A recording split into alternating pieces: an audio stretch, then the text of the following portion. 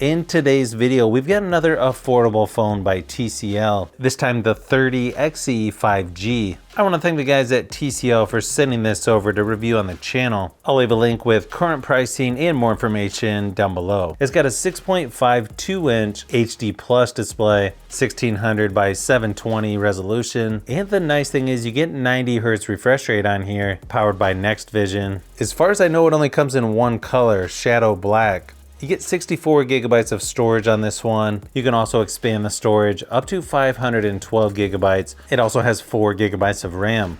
It's got a 13 megapixel triple camera setup there on the back, 8 megapixel front facing camera, teardrop style. It's got a 4500 milliamp hour battery with 18 watt charging. You also get a headphone jack with this one. It's got a MediaTek Dimensity 700 processor. This one is a 5G phone, but it's also going to work on 4G LTE.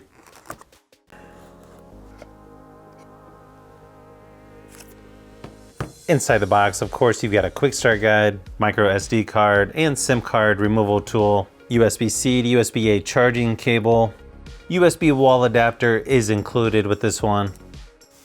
First thing you're going to notice on the back is the triple camera setup there, and you've got a fingerprint scanner right there in the center. Even though this one's black, to me it looks more like a dark gray color in person. It's got a nice matte finish to it. Power and volume buttons there on the right hand side, and then you got the SIM card tray or micro SD card tray there on the opposite side.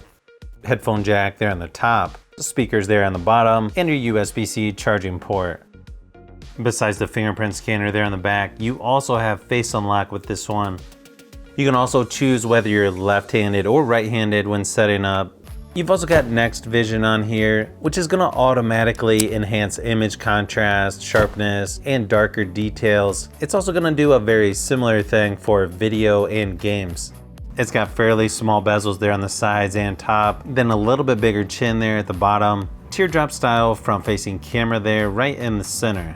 Similar to other phones, you just swipe up to access all of your apps. Or you can actually use 2 fingers swiping up from the bottom if you want to access the privacy apps. And really there's not a lot of pre-installed apps on here, so that's kind of nice to see. Just some of your typical ones from Google, and then just basic stuff like settings, Google Play Store, Next Vision, phone, gallery, stuff like that. Now this is currently on Android 11.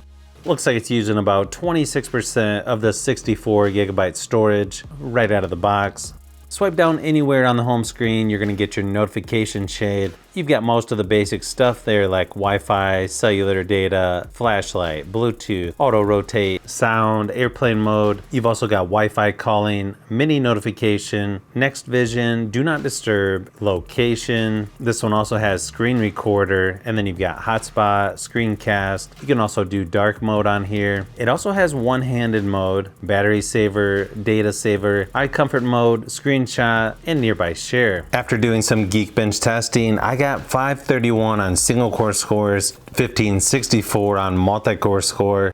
So that may or may not be that good, depending on which phone you currently have. Overall, the phone feels pretty smooth for the most part, just moving around the software, and is good for some light gaming as well, especially for a more affordable device. Playing PUBG Mobile with HD graphics, high frame rates, and also Asphalt 9 seemed to be no problem for this phone. I didn't have any glitches or overheating issues, and I think most people are going to enjoy gaming on here. Plus, it actually fits my Razer controller, which is nice because some phones are just a little too big. I also ran a battery drain test just to see how long this phone would last, and it died after about 9.5 hours, which is above average compared to others I've tested.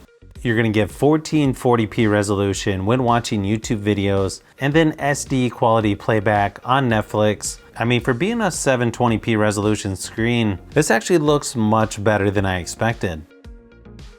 Let's do a quick audio test so you get an idea of what the speakers sound like.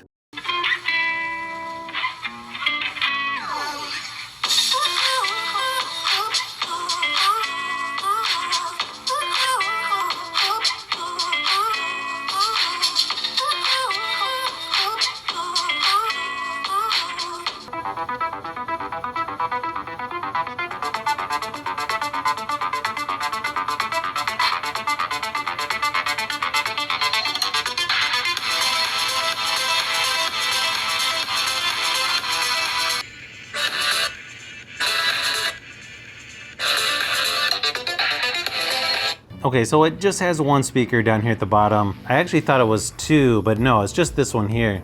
And yeah, it could be quite a bit louder.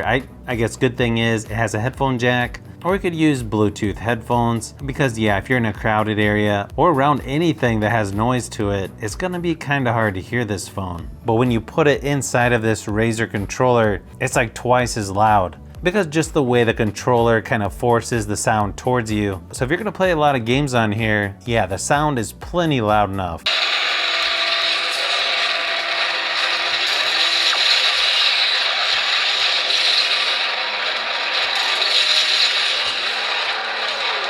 So in the camera app, you've got auto, video, portrait, pano, then there's also a pro mode, stop motion, slow-mo, light trace, and super macro. Video quality, you're gonna get 1080p resolution, 30 frames per second, and that's gonna be for the front-facing and rear-facing cameras.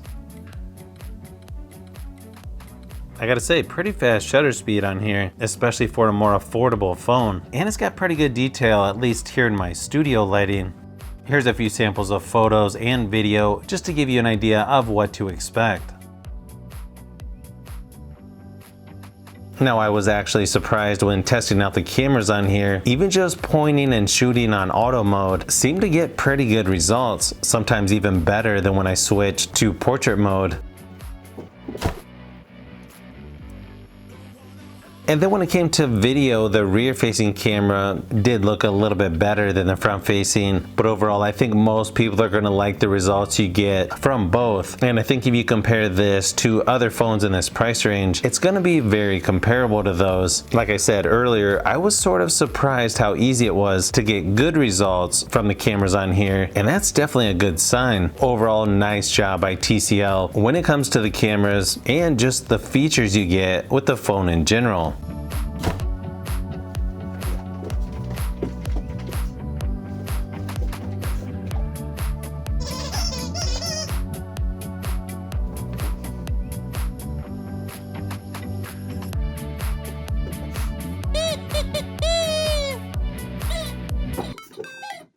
So if you've made it this far into the video, you may want to say thanks by subscribing, and don't forget to give a thumbs up if this video was helpful. This is Brian from Fishbee Productions. Thanks for watching, and I'll see you on the next one.